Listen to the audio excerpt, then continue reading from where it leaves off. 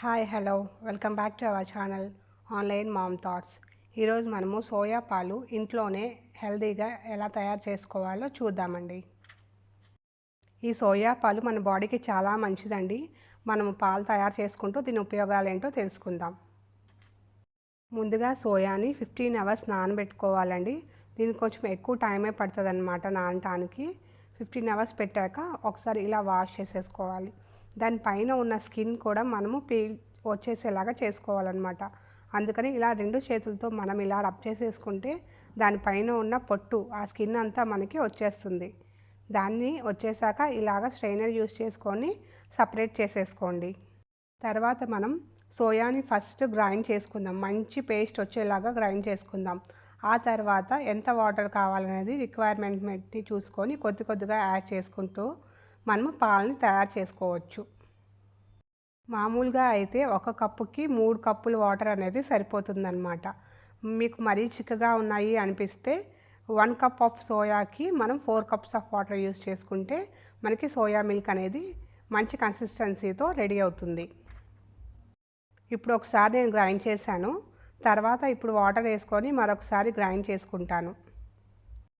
మీరు మిక్సీ పట్టుకోవడానికి ఎలాంటి గ్రైండర్ అయినా యూస్ చేయొచ్చండి. నేనైతే జ్యూసర్ యూస్ చేశాను. లేకపోయినా మామూలు జార్ కూడా మనం యూస్ చేసుకోవచ్చు. మిక్సీ పట్టాక ఇప్పుడు మనము ఆ పాలన్నిటిని వడగట్టుకోవాలండి. దాంట్లో ఉన్న పిప్పి అంతా తీసేసుకోవాలి కదా. అందుకనే ముందు ఒక గిన్నె పెట్టాను. దాని తర్వాత స్ట్రైనర్ పెట్టేసి ఆ తర్వాత ఇలా కర్చీఫ్ అనేది పెట్టారనమాట. మీ దగ్గర చీజ్ క్లాత్ అనేది ఉంటే యూస్ చేసుకోండి. లేకపోతే ఇలా కాటన్ కర్చీఫ్ ఏదైనా పెట్టేసేసి పాల మొత్తాన్ని దీంట్లోకి వడగట్టుకోండి. ఇలా కొద్దిగా పోసుకుంటూ ఒకవేళ వాటర్ కావాలి అనిపిస్తే మళ్ళీ ఒకసారి జార్లో వాటర్ అంతా వేసేసి మొత్తం కలిపేసుకొని ఒకసారి స్పూన్తో మొత్తం ఇలాగా స్ట్రెయిన్ చేసేసుకోండి. మిక్సీ జార్లో ఉన్నదంతా దీంట్లో పోసేసిన తర్వాత ఇలా గట్టిగా పిండేస్తే మీకు చూడండి పాలు అనేది మనకి కిందకి వచ్చేసినాయి. అలా అంతా పాలు దిగిపోతాయి. దీంట్లో ఉన్న మిగిలిపోయిన పిప్పి కూడా మనం యూస్ చేసుకోవచ్చండి. కాకపోతే ఎలా యూస్ చేస్తారనేది నాకైతే ఐడియా లేదు. మామూలుగా ప్లాంట్స్కి వాటికి కూడా మనం ఆ రెసిడ్యువల్ కింద వాడుకోవచ్చంట.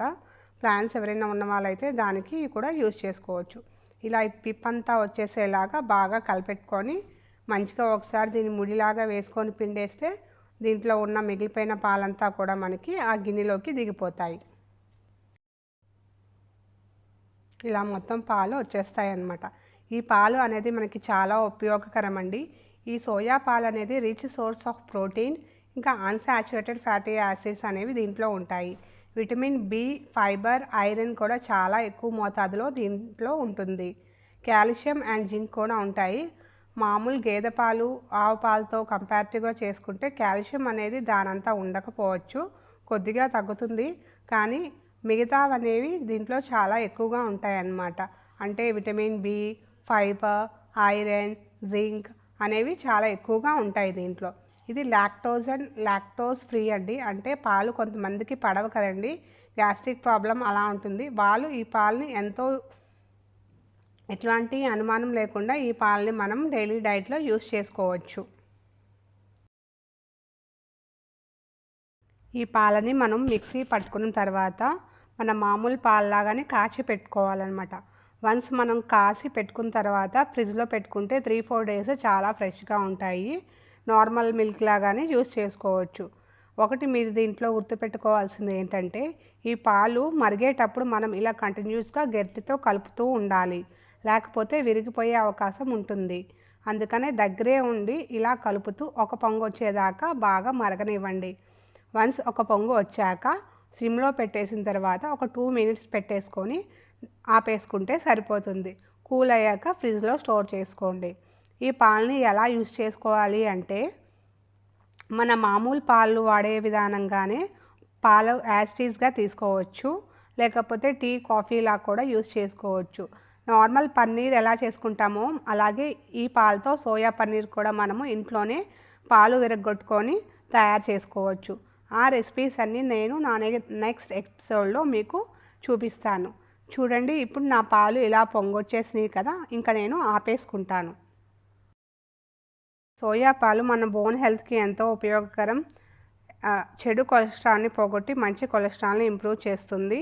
ఇంకా ఆస్టియోపోరోసిస్, మోనోపాజ్ లాంటి సమస్యలకి ఎంతో చక్కటి పరిష్కారం. Thank you for watching my video. మరిన్ని ఇంట్రెస్టింగ్ వీడియోస్ కోసం నా ఛానల్ని సబ్స్క్రైబ్ చేసుకోండి.